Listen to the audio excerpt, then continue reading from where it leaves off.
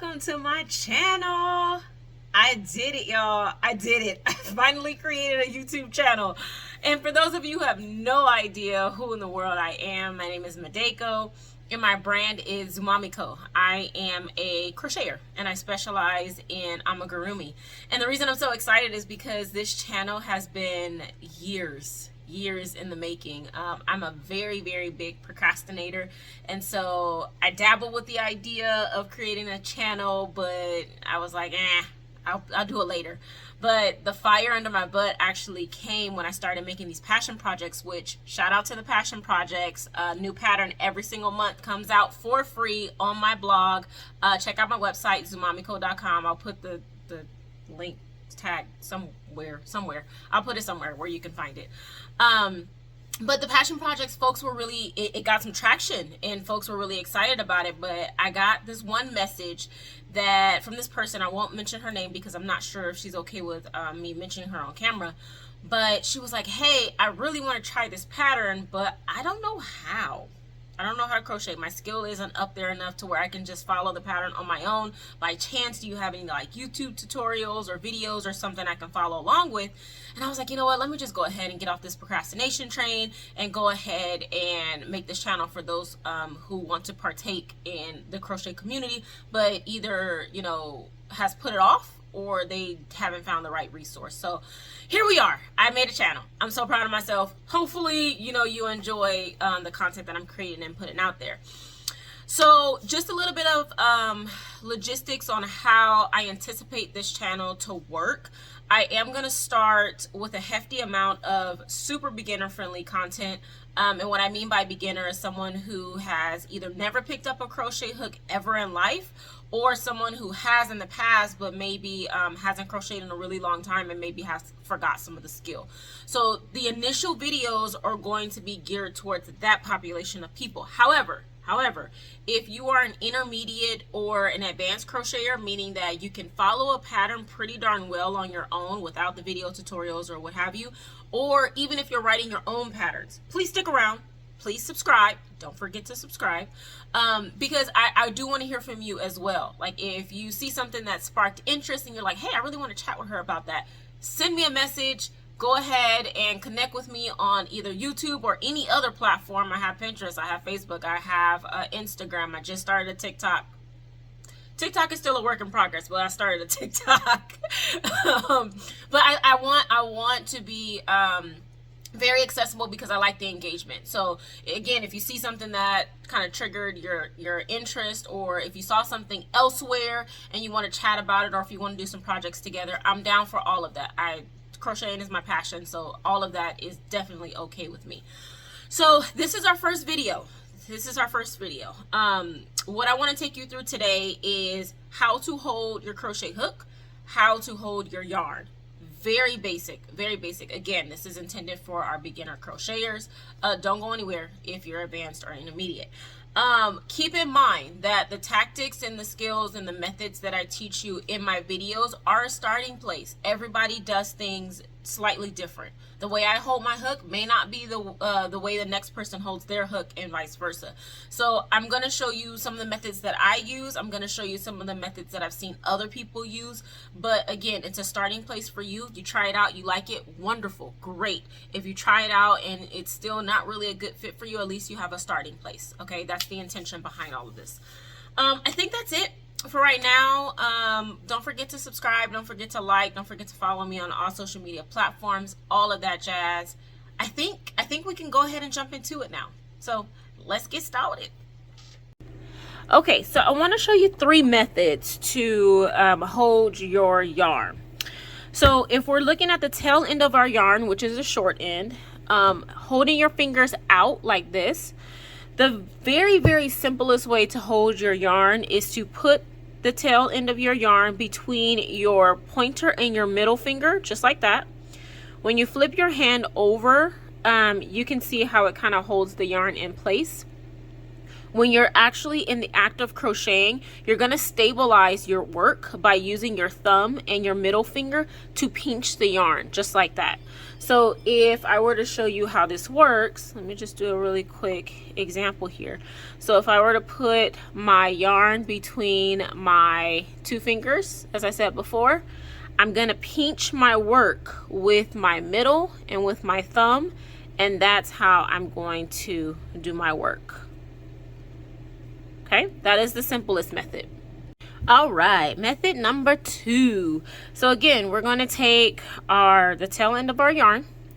We're going to hold our hand out. For this one, it's a little bit more complicated than method number 1, but the tension is a little bit more stable. So you want to take your working yarn, put it in between your pinky and your ring finger. You're going to slide it in between your next two fingers. Weave it again through your middle and your index.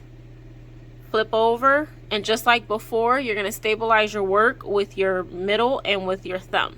Okay, so if I were to show you what that looks like, let me go ahead and make my slip knot here. I'm going to kind of weave the yarn in between my fingers, flip my work, stabilize with my middle and my thumb, and that's how I'm going to do my crochet work. And this one is a little bit better than method number 1 because you can see as the yarn is weaved through my fingers, it increases the tension. You see that? It increases the tension, and crochet is all about control and tension of the yarn. Okay? All right, so the final method is a method that I actually use. This is how I do all of my crocheting, and this is more complicated than methods 1 and 2, but the tension is way better, and it just gives me so much control when I'm creating my art. And so this is similar to the second method, but it's a little bit different in that you're still going to weave the yarn through all 4 of your fingers, but it's going to be kind of the opposite. So with method number 2, we went up in between our pinky and our ring finger, and we kind of did our weaving like that. For this method, I'm going to go over. So over, and I'm still going to go in between my pinky and my ring finger, but you see that I went over my pinky. And I'm gonna weave in between my fingers. When I get to my my index finger or my pointer finger, I'm gonna loop it around and still flip my work over and use my thumb and my ring finger to stabilize. Okay, and so let me show you what that looks like. I'll go ahead and make my slip knot here. For me, this is how I weave mine. So again, just like I showed you.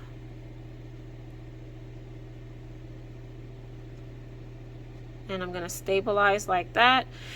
I like this method because, and if you've seen my videos in the past, I can control the tension pretty much with my index finger. And so if my work is getting too tight like this, I can move my finger and create a little bit more give. And subsequently, like if I need it to be a little bit tighter, I can just let my finger come in a little bit. And so that loop around my index finger really helps me to get some pretty good tension. So that is my preferred method. But again, you can use either of the 3 to kind of get your journey started with crocheting. Okay, so I've shown you 3 methods for holding your yarn, but let me go ahead and show you 3 methods for holding your hook. The first method is the one that I actually use, and that's where I use, if you look on your crochet hook, there should be like a little indentation or some type of area for you to hold your thumb. So I literally put my thumb in that area, and then I just grasp the hook with the rest of my 4 fingers. And that's as simple as that. So that's method number 1. Method number 2, I've seen folks use their hook kind of like a pencil. For me, I write like this, right? And so folks literally will take the hook, put it between their pointer and their thumb, and then use their ring finger as kind of like a stabilizer. And so holding the hook like this, and they crochet like that. The third and final way that I want to show you to hold your hook is, it's one that I've used, just not as often, but it's kind of a modified version of the way I do mine. And that's where you put your thumb in the designated area. you put your index finger kind of forward and grasp the other 3 fingers around the hook. So it looks like this. And you crochet like that. Alright, let me try to show you what these 3 methods look like for holding the crochet hook. And bear with me, the struggle is real. I don't use all these 3 methods, y'all. I showed you the one that I use. So let's start with mine. So method number 1 was the one I used, and that's where I told you to put your thumb at the designated area and wrap your fingers around, right? And so when I crochet, it literally just looks like this. And I use my my index and the rest of my fingers to kind of roll the hook like this, and it gives me the ability to kind of control where the eye of the hook is going. So you can see kind of it. I don't hold it very tight, because if you hold it really tight, you won't be able to do anything, right? So just, it's kind of a fluid motion. All right. Whew. Okay, I'm scared for this one. I, for the life of me, do not use this method, but if it'll help you, I'm willing to get on the struggle bus. So the second one, remember, was we're holding the hook between our index and our thumb, and we're holding it like a pencil. Okay, let's try this, y'all. All right, so I see people that make this look just so effortless. Okay, I got it. Look at that. So I'm using my thumb and my index finger to rotate my hook. Okay, all right, not too bad. Okay, and the final method was, remember, it's kind of like the one that I use where I put my thumb in the designated area. I'm going to put my index finger forward, and I'm going to use the rest of my 3 fingers to kind of control the hook itself. All right, so this one, again, like I was telling you before, I'm very comfortable with. I actually use this on occasion when I'm doing like very intricate work, because my index finger helps to kind of guide the hook through. So if it's something that like I'm having a hard time getting in, or if it's something that I need to be, again, really intricate with, I will use this method, again, because it gives me just a little bit more control with that pointer finger. You know, one of the biggest pet peeves for me in YouTube videos, it's someone who rambles. And guess what I did in the introduction? I rambled. But it was important stuff, right? It was important stuff that I needed to tell you. Hopefully you thought it was important too. I'm a whole mess. I know. Well, hopefully this video helped you to kind of get a starting place on how to hold your hook, how to hold your yarn, and you're well on your way into crocheting some really cool stuff. Stay tuned. Our next video is coming out really soon. I'm trying to push this content out for you so our beginners out there can get some skill under their belt, so that when I start posting the more interesting content, you all can kind of keep up. All right, so let's call it done for today. Hopefully you enjoyed it. Please leave comments. Please subscribe. Don't forget to subscribe. Don't forget to follow me on all those other social media platforms, and I will see you next time.